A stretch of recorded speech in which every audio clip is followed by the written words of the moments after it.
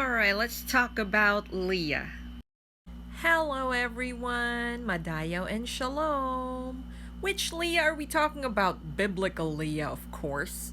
Let's go back to Genesis. Um, so many things you can get. Genesis is my favorite book because it has full of treasure troves. Just so you know, when I was in high school, my favorite book was Matthew, and then Tobit, and then Enoch, but now Genesis. Because I swear it, guys, Genesis has a lot of little nuggets. Every verse has a nugget there if you just pay attention. Sometimes I'm not paying attention. Sometimes I just have this realization, oh, no. Alrighty. Alright, so let's talk about Leah. If you guys notice, for those Bible reading out there, and if you're not, just pay attention, and you can read it later. God has this thing about the underdog. I'm not joking. He loves the underdog. Not that anything's wrong with the underdog. No, no, no, no, no. I'm not saying that at all. It's just that the people that society discredit, discounts, rejects, is the one usually called for a purpose by God. There are so many examples I can give. So let me share an example like David, King David, youngest little boy. Who would have thought, right? Joseph, like Joseph and the Technicolor Dreamcoat Joseph. But before he became Joseph, okay, fine, he was his dad's favorite, but all his brothers hate him with an ire. Okay, now let's talk about Leah. If you guys don't think she has a purpose, I just realized something.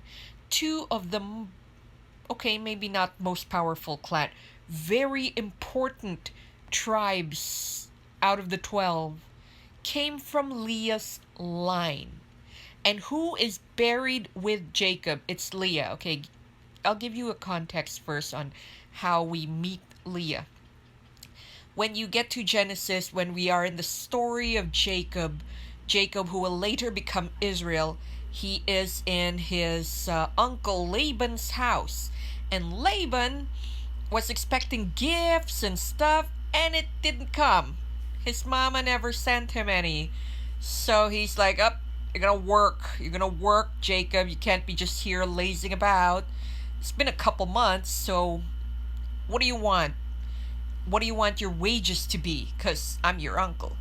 Name your wage. And so he's like, all right, I'll work for 7 years for Rachel.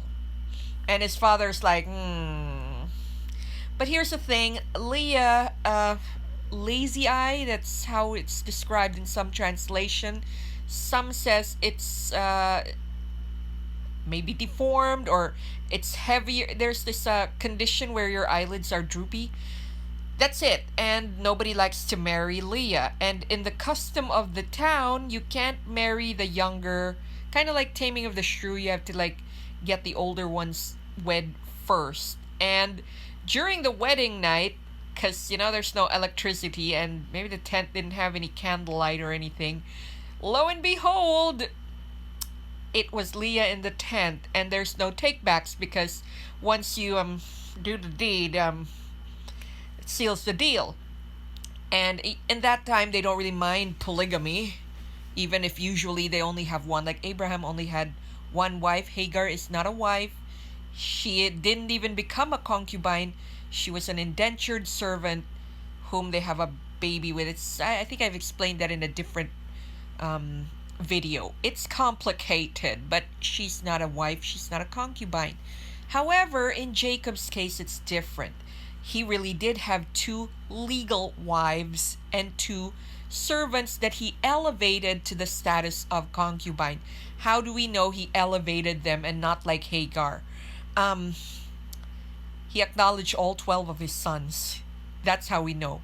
Because for like Ishmael, Abraham did not. I mean, sort of, but he didn't have a share in the inheritance. which kind of becomes a bitter rivalry between the two brothers, but they came back together to bury their father. The other legal five ones did not come back. Weird, isn't it? But that's a different story. Let's get back to Rachel. So Rachel is now the eldest, but she's also the first wife. Okay. Uh, Jacob doesn't really like her, but for some reason, well, by evidence of her five children, they seem to be getting in bed together. Anyway, so who are the ones in that line? And it's very significant. Number one is Judah. Judah. So, Judah, who we now get the term Judaism, Jews, comes from him because it was prophesied by Jacob that the scepter will not depart from Judah. And it is later revealed when he becomes, or when David becomes king, because David is from the clan of Judah. I'm from the clan of Judah too, so we're related. Okay, anyways. And then Levi. So there's Reuben, Simeon, Levi, Judah. So Levi, the only guy or the only tribe to not participate in the golden calf when Moses was up the mountain. And because of that, God said that he will elevate the tribe of the Levites. So, well, they have their own book, Leviticus. So for Levites, they will not have a share of the land, but in every tribal land that there will be Levites there because they have a very special role, and they took that very seriously because God told the Zadokites, so Zadok is from the line of Levi, that he has a very special role in the coming millennium. His sons, his clan, they will have a very special role.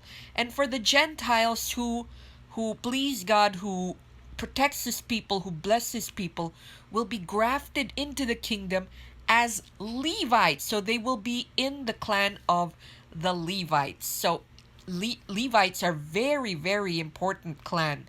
So you have the clan of Judah, which is the clan of kings, and then you have the Levitical clan. Both of those come from Leah's line.